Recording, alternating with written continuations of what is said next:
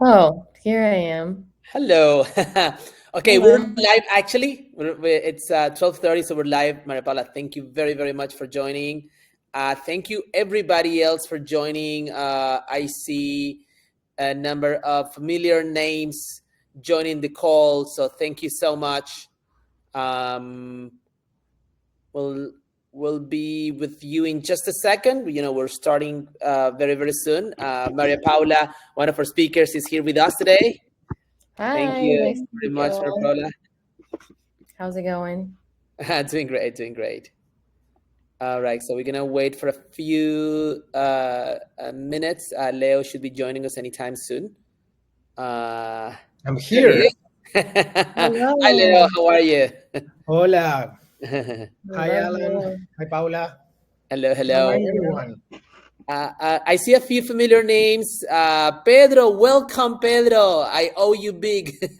He's in the audience. Pedro is a creative, so thank you so much for joining us. I see Emilia. Emilia, bom dia. Tudo bom? Augie, Augie, great to see you, Augie. I'm seeing Jessica. Jessica, so glad that you joined us. Paola, Paola, I owe you big too, Paola. Promise I'll call you today or tomorrow. And hopefully we'll see you next week. Let's see. I see lots of familiar names. Some of my team members, welcome too. Rosie, Luz. Uh, wonderful, wonderful. We have a beautiful audience here. Ketevan, I may have spoken to you, Ketevan, but if I haven't, nice to meet you. Welcome. Welcome, Ravindu, Diego, Paula, Ajem, Jonathan, Ben. Welcome, Maite. Welcome, Taylor, Ali, Eugene, Laura, Maria, Pumi, Tara. Welcome, Tara, Gabby, Rachel. Welcome, Cheyenne. All Hi. right, Karen. Okay, so I think we should be ready to start now. Okay, so let me then do a very brief introduction. For those of you who have not met me, my name is Alan Alvarez. I'm the Director of Development and Marketing at Miami Ad School. So pretty much I oversee the global marketing team as well as all of our admission efforts. So we're definitely looking forward to seeing some of you as new students. Those of you who are just curious about learning a little bit more about advertising, welcome too. So we have brought two amazing creatives, Leo and Maria Paula. Leo is a copywriter. Maria Paula is an art director. They both work in agencies and they've done amazing work, award-winning work, and they're here to share a little bit. We basically wanted to share a little bit of what it is like, the life of a creator in an agency. Leo works for Republica Avas, which is a very well-known agency. Lots of interesting work that they've done. Maria Paula works for Denso Creative, also a very well-known agency with lots of cool stuff going on there as well. Those of you who are interested in working in the advertising world, of course, many of you dream of, working in an agency. We all the time we have students talking to us and saying, oh, my dream is to work at David, or my dream is to work at Republica Avas, Ogilvy, Mischief. Some are not necessarily interested in working in an agency. They may say, well, look, I'll be a freelance. It's okay. And a very interesting thing about the creative world is that you can actually be an art director or a copywriter and not necessarily be employed by an agency, but you may do freelance work for them. It's common when agencies, the fluctuation of the workload in the agencies changes all the time, and at times they may need some extra work. So in one way or other, you will always, be connected to an agency, whether it's as an employee of the agency or maybe as a freelancer, or maybe just, in the industry, you encounter and meet people working in the agencies. And certainly we're all familiar with amazing work that some agencies do. I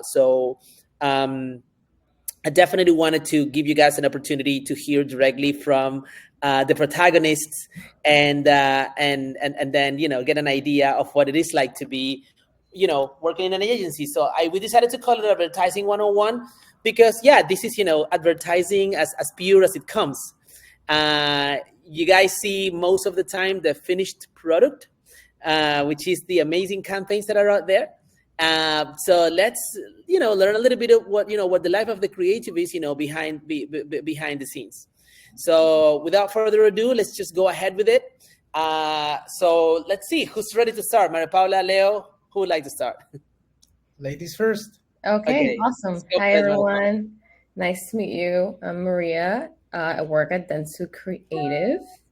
I started I'm a former Miami Ad School student, so I started in 2019 and I graduated in 2021 because of the pandemic. And so I was half in person and half remote. So it was like a very weird time to be like doing internships and stuff like that. But I had a great time. I interned for 9 months at Alma. I learned a lot. I was in the McDonald's account. So it was pretty cool because I speak Spanish. So it was nice to be in the Hispanic McDonald's world. And I learned a lot. And after that, I moved and I got a full-time job after an internship at McKen Health, New Jersey. And that's where I was doing pharma, and that was more traditional advertising. And then little by little, I kind of moved towards social media. While I was at McCann Health, I was like helping out with their social media team, and they didn't really have like a social department, but I sort of started it because I just thought it was fun. And then little by little, I just moved, and then now I'm a social media art director. So there's a little bit of different paths. Like there's traditional advertising, and then there's also social media. So if that's something that you're interested, it's also very fun.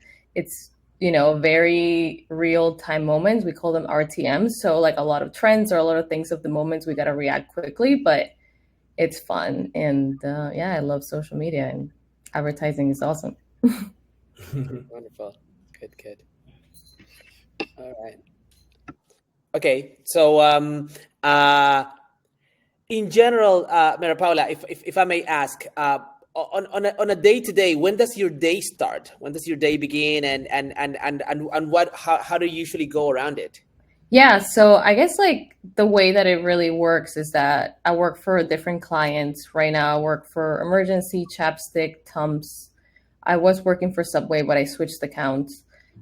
So you get a brief from accounts with the specific ask and needs of the client. So let's say that they have a new product, or there's something specifically they want to highlight, and then you work your ideas towards that goal.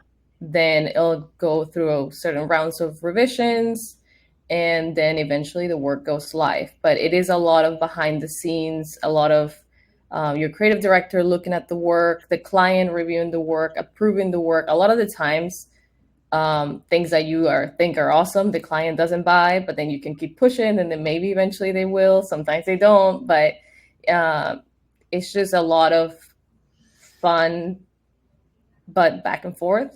And it's a lot of like, oh, you're not hitting the brief, let's rethink. So it's a lot of thinking, and it's a lot of work behind the scenes. But once the work goes live, it can be pretty cool. And social media specifically, we have a lot of stuff that we call like our vegetables. So it's just like the actual work that might not be as fun. And then once we're done with that, which are like the targets we have to hit, like let's say 10 posts, 10 videos for the month, then we can do RTMs, which RTMs are more like real time moments, which are like following trends, whatever is in pop culture.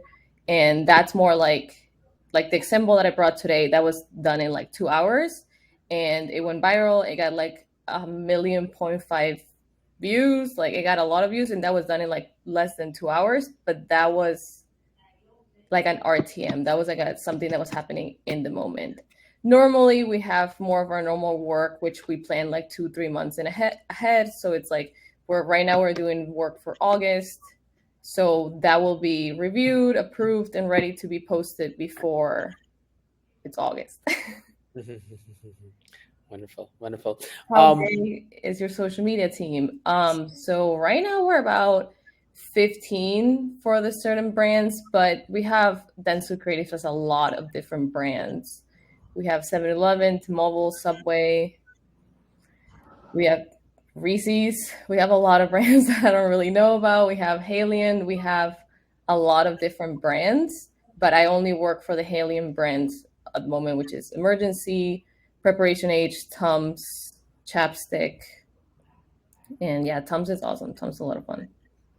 Good. Wonderful. Annie, great to see you. The question came from Annie in New York. Wonderful. Okay. Maripala, what else can you share? Like, is there any specific tips that you would say, would be helpful for people who are interested in, learning Yeah. more about advertising, or those who are interested in becoming an art director? Yeah, I mean, I would say when I was first starting out, I think what really helped me was like for me to get internships and actually talk to people and networking. It was really just the drive that people could tell that I really wanted it. I think like if you're really trying to get an internship, it can be competitive at times, but if you show that you're really putting in the work, you're willing to work, you're willing to do things, I think that's what really helped me. And there's something that like you need to have something that's like a passion project. Like, yes, you're an art director, but what else are you interested in? Like that needs to show through like your portfolio. I think a lot of my classmates, they all had something that was slightly different about them and that they actually brought into their work. For me personally, like I was like obsessed with NFTs and crypto and all that type of art. And when creative directors used to see my portfolio, they were just like, "What is that?" So then I would just talk about it, and then they just liked it. So definitely something that like my creative director, so like he creates shirts, and he would have his shirts and like different things that they would do in his portfolio. So like it's interesting to see like how your work can translate into like your passion as well. So that's a good tip. Wonderful. Thank you so much. So, Maripala, you ready to kick off with the presentation? Definitely. Sorry, I accidentally muted myself. Okay, so this is the pose that I was talking about for Tums, the Tortured Tummies Department. So this we thought about it because of Taylor Swift release album. So that was the Poets Torture Department. So we were like, why don't we make our own? So we went and one of my coworkers shot this. I edited to make it look like the album cover, and it got 1.5 million views, like I don't know, like 20,000 shares. And this was done like less than 2 hours. This was just like, okay, let's just do this. Okay. And then the client approved it and then we posted it and it went viral and it was fun. But this is an RTM. So it's like a very like real time. Like the album was dropping at 12. We posted it like at 8 p.m. So this isn't like our work to work, like our month to month, but there's a lot of things like that come up and it's like, oh, this trend is like doing well. Let's jump on it. Like, how can we make it into our brand? There's a lot of trends that like we can bring into our brands because it doesn't make sense for the brand, but then sometimes we just go for it. Like the Tortured Tummies Department, we thought it was funny. Wonderful. This is very, very cool. Yeah, here. Oh, 100,000 shares. I guess it went up. Yeah, a lot. It was a lot. Good. And then we actually got featured on Ad Age. They actually wrote about us. We had influencers talking about it, saying that we were so cool and that we deserve a raise, and people of the internet. But yeah, that was their words. So this was iconic. So definitely this was pretty fun. And this was like last month, and it was pretty cool to see it in the brand, the client's so happy. Yeah, these are all the comments. Well, some of them, but yeah, we did it for Prep Age as well. I think that one only got like 40,000 views, but I mean, still, it was a lot. It was fun. Okay. There's a question from Stephanie. Hi, Stephanie. It says, are there any tools or resources that you recommend looking over and learning how to use? Oh, definitely the Adobe Suite. You want to learn how to do Photoshop, Premiere, Illustrator. And then now a lot of our team actually edits in CapCut because that's like the TikTok one, the TikTok video editor. So all of those help. Definitely. Wonderful. And I can see also Ariana. Ariana says, "Lol, I'm loving it." Ariana, hello, Ariana. Great to see you. I still owe you the recording of the webinar from last week. And then Paola also has a question. What did the behind the scenes and conversations look like within your team to react quickly for RTMs? for this one specifically. Yeah. Yes, so like as you guys might know, if you have TikTok or Instagram, is that everybody's For You page is very different. So something that I might be seeing, someone might not. So if we find something that makes sense for one of our brands, we share it, and someone might have an idea. Someone just had a rent. Personally, I'm not necessarily a Taylor Swift fan to where I really knew when the album was dropping, but some of the people in my team were, so they just brought up the idea and we just did it. We just thought it was cool. A question from Diego as well. Hi, Diego. You guys do the entire work from concepting to production, or is there another team who creates the videos? No, we also, so we do the entire thing. So we concept it, not like the copywriters normally don't produce a lot of content. Sometimes they help out with certain static photos, but normally it's our directors, and then we do have a whole team of actual content creators because I'm not an actor, so I can't really talk to the camera. I sound super awkward. So they know how to do that. They're actual creators. So like I can do little videos and stuff like that as an art director, but they'll actually talk to the camera, do skits and like more developed work. So it's a whole team, but it's all in-house. Like we all do it from the beginning to the end. Wonderful. Yes. And Pedro's asking, speaking of that, what social listening tools do you use? I am not sure. That's the strategy team that does that. But they come to us with a brief created by them every month according to the client ask. And then we create and ideate based on that. Wonderful. Thank you. Yes. So Annie says, I can't believe you're mapping your social plans for the summer. Associate social with its rapid pace and use by brands to build relationships with the consumer. Would you say that varies from agency to agency, client to client?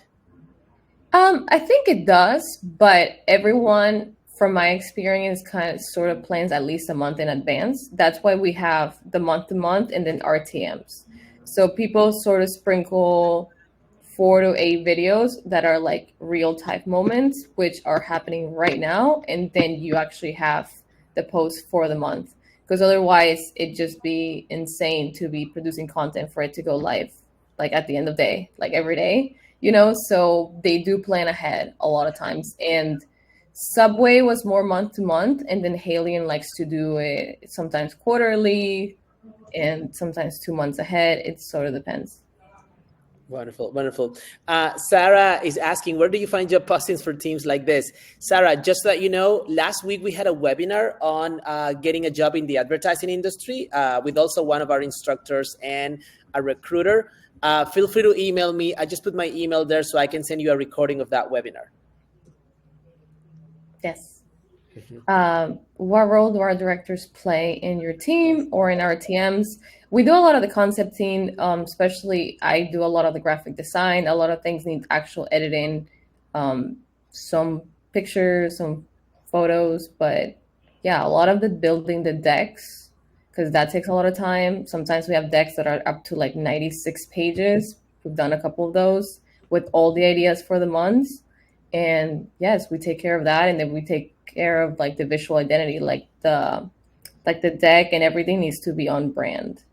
Like we need to make sure that it actually makes sense for the brand, because, Emergency is not going to be talking about, I don't know, food because it's a vitamin, So, but then Tums is all about food because it's an anti-acid. So you have to make sure that it actually makes sense as well. And then no, NFTs do not play any role in but it's just what I like. Nice.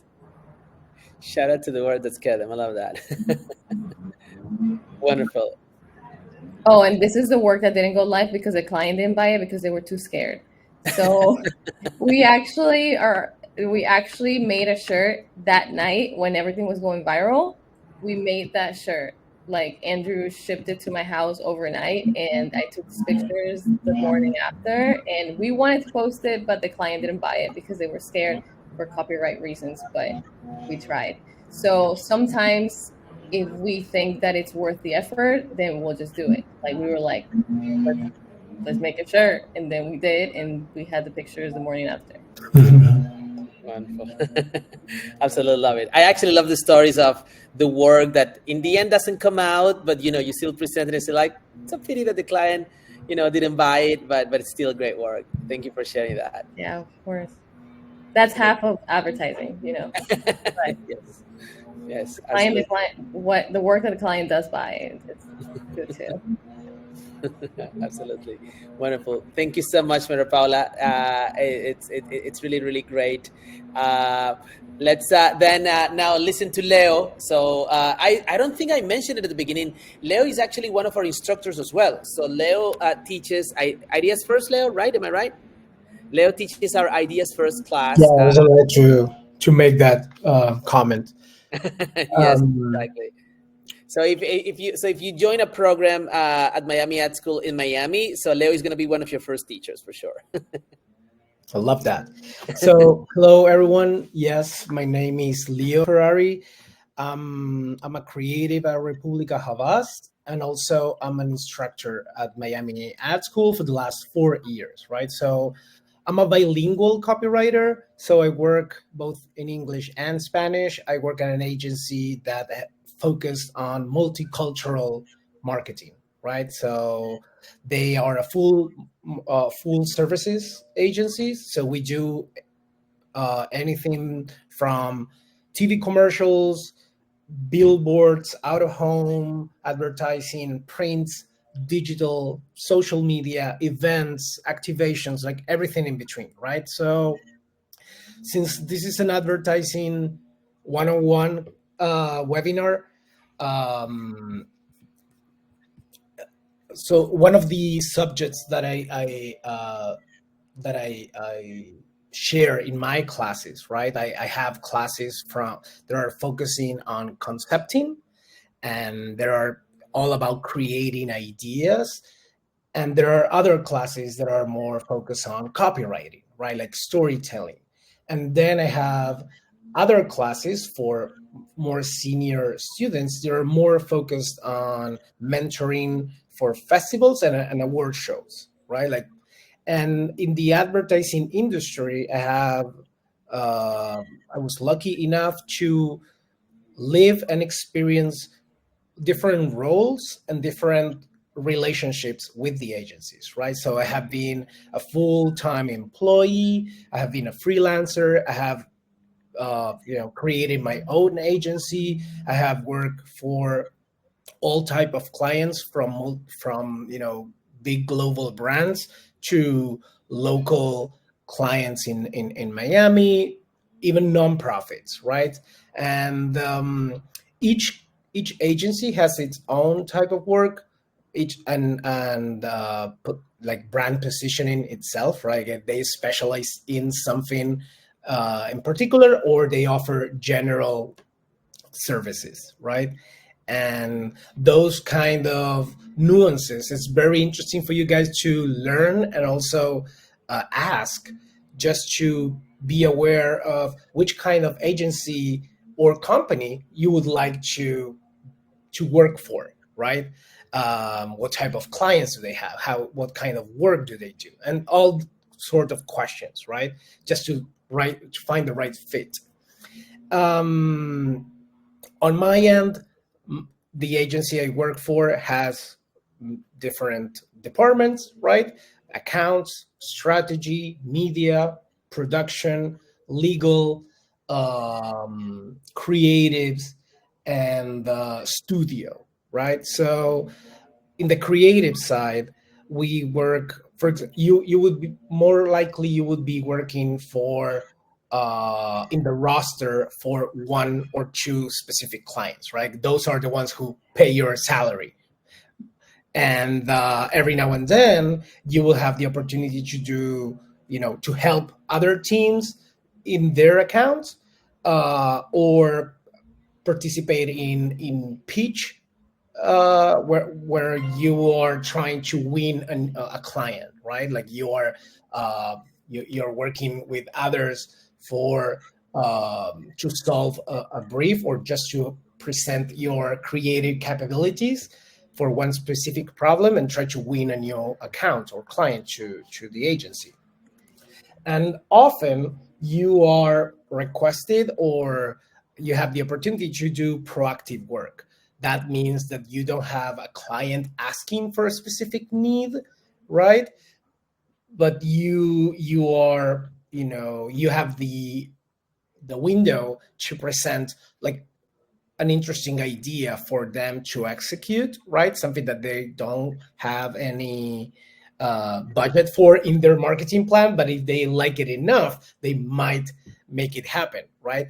Or another opportunity is to think proactively for nonprofits, for example, to try to bring awareness to whatever social issue or specific topic they work for, and create a work that with the objective of being award worthy, right? So that's one of the case studies that I would like to show you, just to get to know me better, and at the same time a different kind of work that agencies around the world really push for, and that if it's well played and comes off the right way, it might help the brand, meaning the agency as a brand, win more clients, get you guys as creatives positioned in certain way in the industry and stuff like that. So Alan, am I able to share my screen just to share a video and a study to illustrate my point? You should have an option that says share. Take a look, see if you see it. No, I have it. You have it? Okay, wonderful. Yeah, go for it. But I was wondering because somebody's presenting. Okay. No, I think you should be able to share now. Yes. Share my screen. Okay. There you go. Okay. Let me know if you guys are seeing it. Yes. Yes. Okay. Let me play the video and let's talk after. Mi abuela, que hoy ya no la tengo conmigo, se confundía el nombre, me decía el nombre de mi tío o el nombre de algún otro familiar que no era el mío.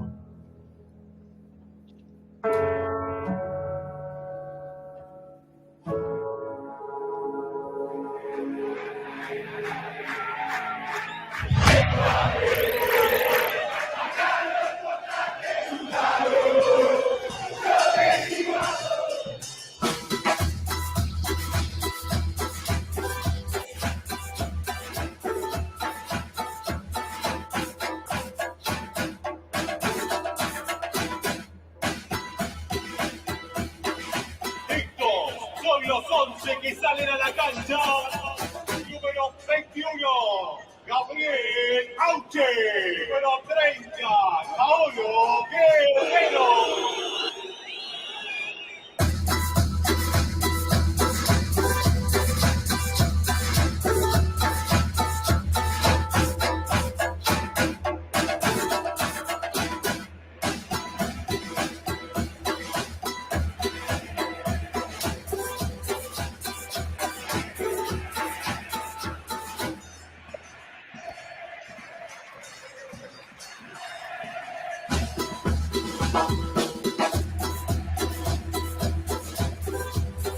Cuando veo que mi nombre está en la espalda de otro compañero, digo, alguien se confundió.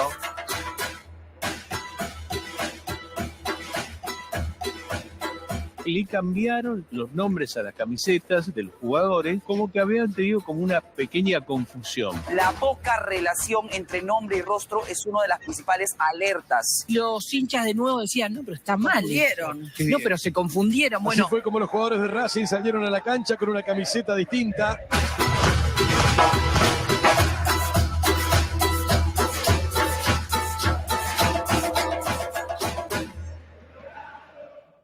Okay, so that case that's what you call a case study, a video case study. So it's not a consumer-facing ad, but it's a video that the agency produced and scripted and edited just for award show purposes.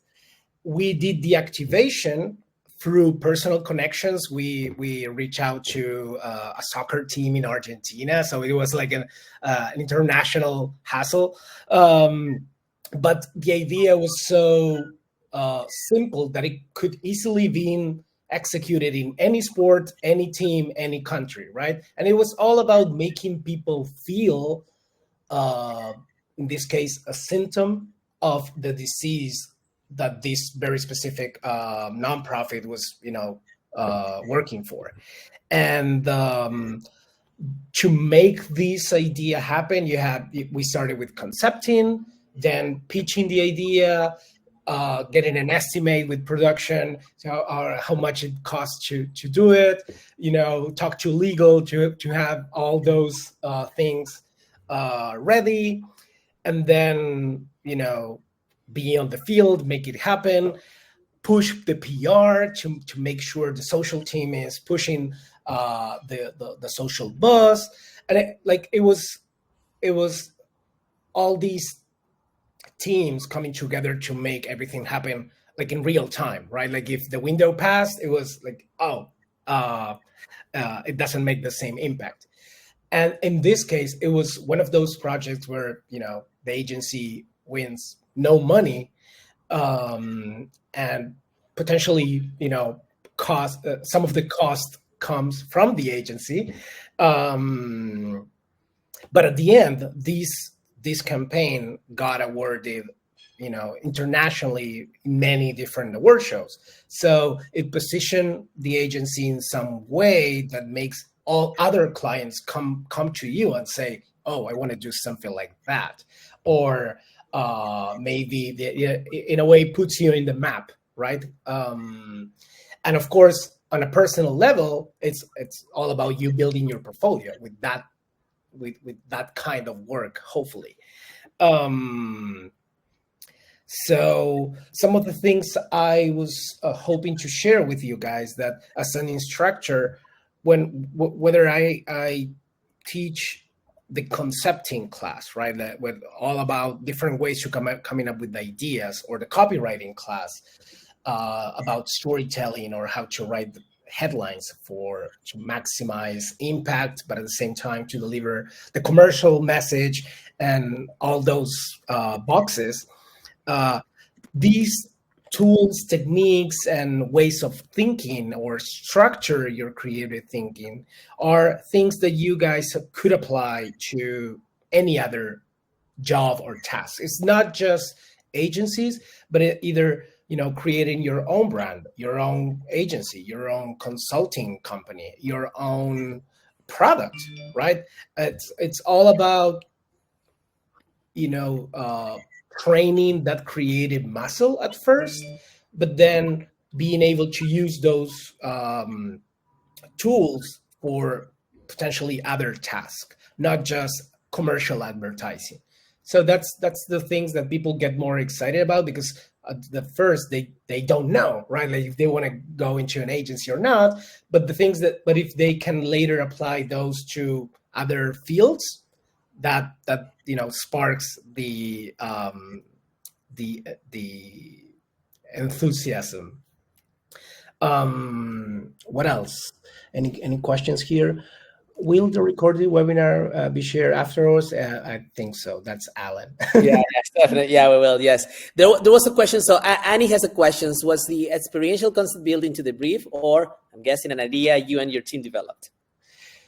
Great question. I mean, there are infinite ways of getting to an idea. When a client do their job and share with the agency a good brief, right? It's easier, right? Because they offer all the information and cultural nuances or data points that could spark an idea. Sometimes that's not the case, and the strategy team and the account team has to debrief that information just to share that document with the creatives in a snackable way, right? Something that makes it easier to understand and to its core, right? Like the client is launching a new store or a new branch. We need to communicate that. They're launching a new product. They having these communication problem. They have this brand crisis. They are down in sales. They need a promotion to sell more eggs during Mother's Day, whatever, right?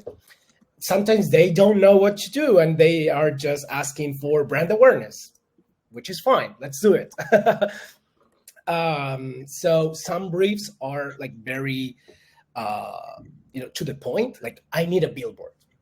I need brand awareness. Give me an amazing message and visual, and we will run the media plan. Sometimes it's like, I don't know if I need a commercial or a radio spot or, digital banners. It's up to you and your strategy, or maybe the creative idea dictates that. So like everything goes. Wonderful. Yes, thank you so much. Ariana had a question. What do you think makes a great brief for a creative to work with? Interesting. I would argue that every creative is sparked by different things, right? So what could be a great brief for you, it could mean nothing to me, and the other way around.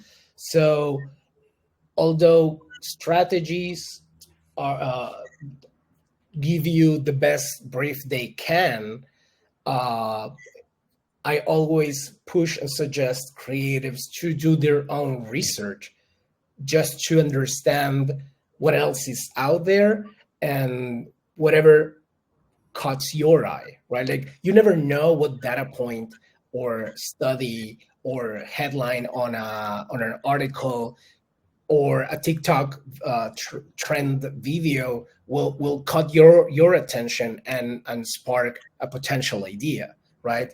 But although creatives will never come up with the brief, what's very interesting is to understand what do they want to say, and we will make it. We will try to find the best way to say it, right?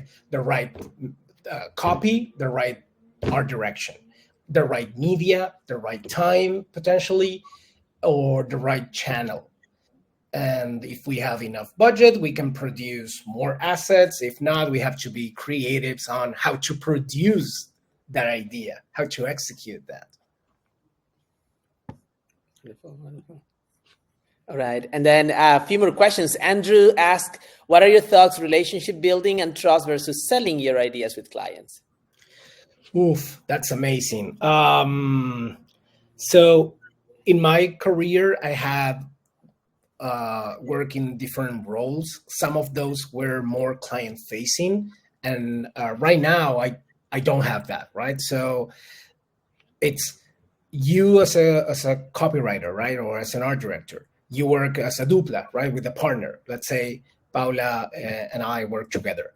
We need to first pitch and sell our idea to our creative director.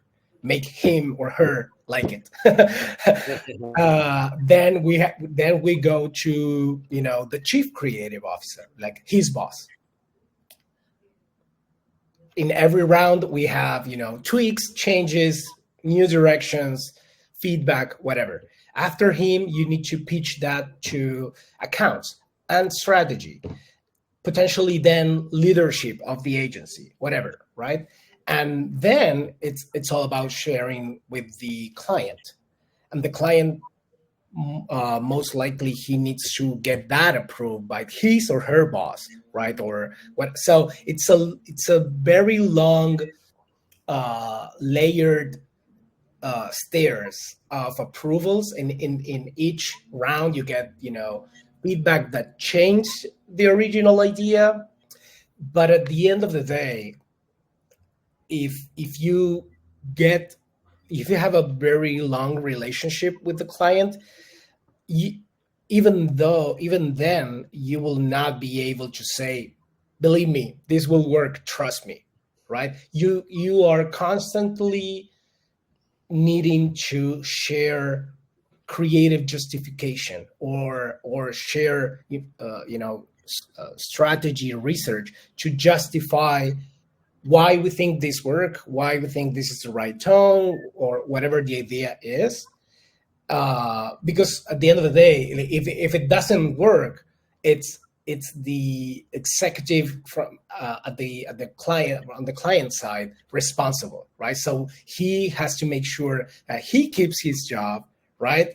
And that's why he or she is more inclined to go the safe route. So it's up to us, the agency, that if we really find an opportunity or an idea to be more risky or disruptive or original, to be able to justify it with information and data, and or maybe a test, like test that with potential clients to see their reactions, to make him feel more safe about that quote unquote risky direction, right? But sometimes you don't even have the time, so it's like too much pressure. Let's go with that one, which is the most basic, safe one, and that's when your heart dies a little bit. Wonderful. Okay, thank you. There's also a client from Paula. Paula says, as client, what should I include on my briefings? Is Paula on the client side?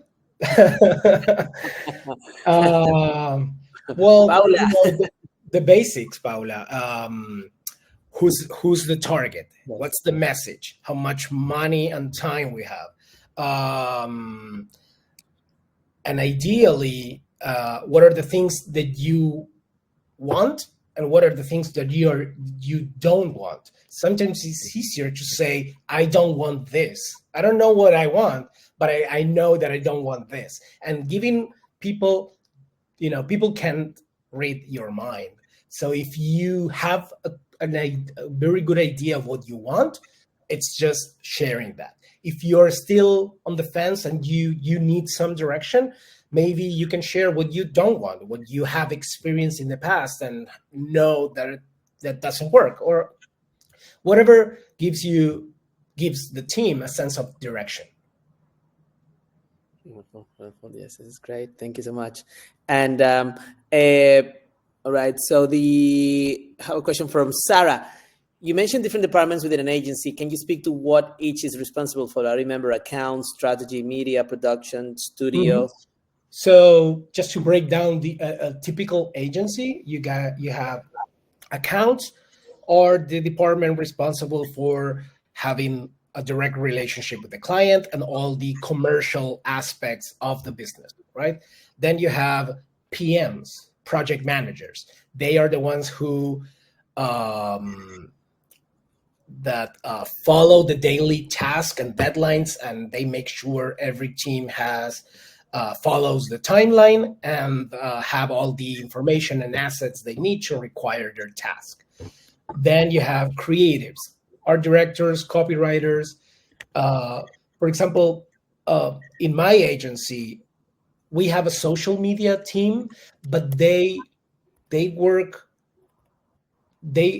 act as a social media strategist, not social media creatives. The creative aspect of those social media assets goes to the creative team in that account, for example.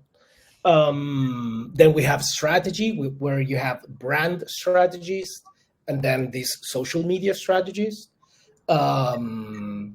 The studio department it's like another leg of the creatives, where more designers work to help the creative team produce all the assets once they are approved by the client, right? Like, they don't come up with the idea, but when we need to, adapt or reframe or reshape or change the format of that one visual to 50 different sizes, they help us with that, right? Or whether it's digital or print. Then you have production. Production, depending on the agency, you can have, visual production. They help you, audiovisual, right? They help you produce radio spots, video content, or commercials. Then you have event and activations. That's more experiential. Then you have those who help you, produce events or guerrilla marketing ideas or anything that needs, to have their hand ready. Am I forgetting something, Paula? No, and then on the other side, on the client side, there's obviously their legal team, and there's a lot that goes on. I read a question from Paola, like, what are the possibilities of a strategist becoming a creative director? That happens. It happens both ways. Strategists becoming creatives that have a strategies background, and the other way around. Each agency it's not easy to make that transition within the same agency. You might, jump from one place to another, looking for that specific job in another agency. That happens more often. But yeah, definitely. Very, very interesting question from Paola. Paola, I love that you asked that, and definitely would love to talk to you more about it next week in New York. There's somebody else in the audience, Wing Wing, that I think was very interested in hearing this answer as well. So thank you for answering that. Andrew asked, for both speakers, knowing what you know now as ad professionals, what advice would you give to your younger selves? For me, it's just never really stop learning. I think advertising as an industry is like a never-ending career. You always got to keep growing, learning. And for me specifically, it's just being involved in pop culture, working in social media. A lot of things are like what's happening of the now, and then also really listening to the brand's fans. What's working? What do they actually want to see? Because if you know that something's working, and let's say for Chapstick, they love to see a lot of product, like a crazy amount of product on their screen. So it's like you got to give the people what they want. If that's what they want to see, you got to listen to that and actually think. And obviously you can try and kind of go in different directions to see if it works, but ultimately really try to align and actually connect with the fans of the specific brand. And Andrew is my creative director, by the way. He's here. So that was like a test. Oh, really? Yeah. That's amazing. All right. Okay. Okay. And pass the test. Stephanie asked, what are some tips on setting boundaries or limitations with clients, say when you specialize in certain fields, but the client wants you to do more? That's an accounts problem. So, of course, like when you work with a client, you either have a scope defined, right? Like maybe you have when the social media aspect of their business, right? Like you come up with ideas and production and execution of their social media channels, or maybe you are their agency of record and you handle everything. But as a creative, you will not be worrying about that, because even when they tell you we don't do their social media channels, right? That's another agency. Every idea you come up with, you will always push to make it live in as many channels as possible, or at least show them that your idea is liquid enough to live, if they have the money, in a TV broadcast, on out-of-home billboards, or on TikTok, right? So sometimes we do that, like we pitch them a concept, right? And an idea who can be executed in all these channels easily if you want to, right? If you have the budget for it. If not, they will come back to you and say, please focus on the things that we already have on our contract, right? Which is fine. But when they ask more of what they have initially paid for, I mean, that's an account responsibility to limit them, or maybe we do what they ask because we are hoping to show goodwill and willingness to go further and win more aspects of their business. It depends. Wonderful. Yes. And I see that also a client, a comment from Paula, as a client that just moved to Miami. I would love to see a list of the best agencies in Miami, and maybe this can help the audience who want to change job positions. So just a quick comment on that one. And Maria Paula and Leo, correct me if I'm wrong. I'm not sure that there's a list of like best agencies in Miami, or like who would decide that. Definitely, we do have a list of agencies that we as a school usually connect with for internships. I don't know about best. Obviously some agencies, stand out because of the awards that they've won or the clients they work with. But is there a list that would say best agencies in Miami? Well, I think I agree with you. I mean, what do you mean by best? There are different type of agencies, different sizes, different locations, different specialties. But what I could suggest, depending on your needs, and for example, there are some organizations that group agencies, right? For example, you have El Círculo USA, right? That's an organization based in Miami, but they group all the agencies nationwide that focus on the Hispanic market, for example. So there is a list of Miami-based agencies, but also other agencies in other states that focus on the Hispanic market, for example. It doesn't mean that they only do that, but that's their filter. Then you have other groups, other organizations like the One Club, that they might have other agencies, highlighted by state or other filters, just to give you like a grasp of potential partners or things like that. Right, exactly. Yeah, that's very helpful. Yeah, usually some organizations like the One Club, there's Círculo Creativo. There's like they will list agencies that overall stand out. But yeah, I mean, Paula, I'd be happy to connect with you on a separate call, talk a little bit in more detail. I would say, depending on what you're looking for, depending on what ideas you have in mind, we can probably point you in the direction of understanding which agencies would be the fit for what you're looking for sure. There's a question here from Sergio. What are some great strategies for building a copywriting portfolio to get hired as a self-taught creative? How can one stand out?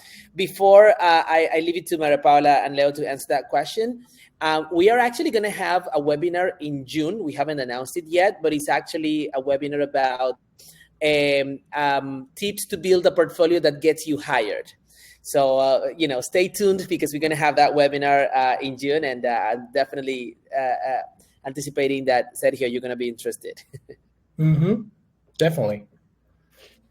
I mean, at the end of the day, as a creative, what other creatives want to see in your portfolio is either your ability to come up with interesting, insightful ideas, your copywriting skills, maybe, if you're a copywriter, And also, since you're a student, right, or maybe a junior professional, your portfolio will potentially open the door for an interview. But what they want to see in an interview, regardless of your background, is your passion for the work, right? It's most of the time it's all about your attitude and your personality, right? If you have that, it's more like a chemistry session. Like if you show yourself very passionate about the work, regardless if you have the most amazing headline or an award-winning work in your portfolio, it's all about like it does this dude have the same goals as me or as the agency, right? Yeah, definitely. I would say like we as creatives spend a lot of time together, and something that, like you said, it's a chemistry thing. And then also, like, I think a skill that's a soft skill that's not really talked about that much is that you need to be easy to work with, because there's so many changes and so many things that need tweaks and this and that. And if someone that's happy to do the edits, happy to do the changes, and it's easy to work with, ultimately, I think gets far in advertising. Agree. Yes, this is definitely great. Yes, I think that actually also addresses a question from Paola. Paola, let me know if it doesn't. But Paola was asking, what do each of you look like in a what do each of you look for in a strong candidate?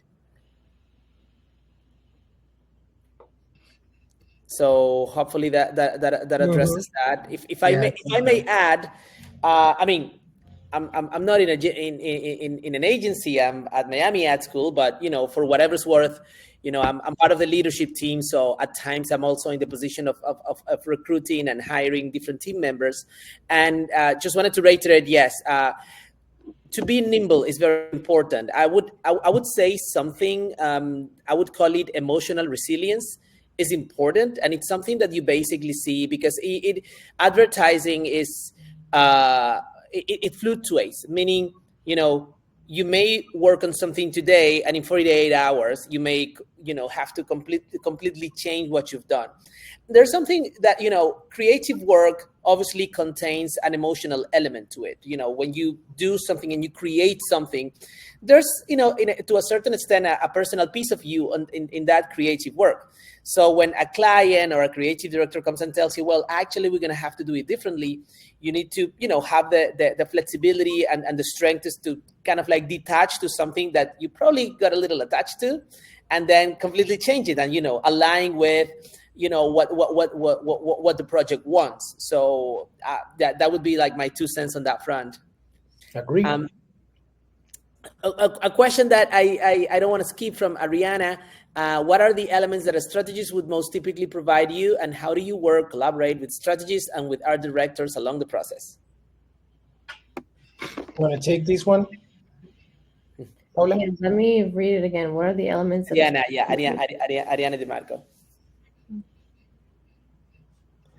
And so Ariana also the strategies, they normally, so they look for insights. They look for what people are talking about, what's working, at least at Dentsu. They look for insights of maybe how the product makes people feel. Like what are fans saying? What is working and what isn't working? Maybe we should add more content like this because this is working. So they look for a lot of like little nuggets of information that could potentially spark an idea. And a lot of it is just based on consumer truth, right? So like, this is what, when someone takes Tums, this is what they're posting. So they look at a lot of what's actually being posted on the internet and they bring it into our brief. So it's easier for us to ideate if they're already like, these are some consumer truth for this brand, and they list them out. They list some examples of something that they think might potentially work, and then that could spark an idea for us. I mean, we, like Leo said, we also go in and do our own research of things that we might find that we think aligns with the brand, but they really help us out. when it comes to the creative process. Good. Wonderful. Thank you. Also, a question from Annie. Annie asked, what trade organizations nationally for advertising? I don't know, actually. No. By trade, you mean agencies or companies that do retail activations and trade work? Like that kind of advertising? Let me know. And Alan, I saw another question here from Gregory. How do you stay updated with trends and new technologies in creative industries to continue bringing high-level work to clients?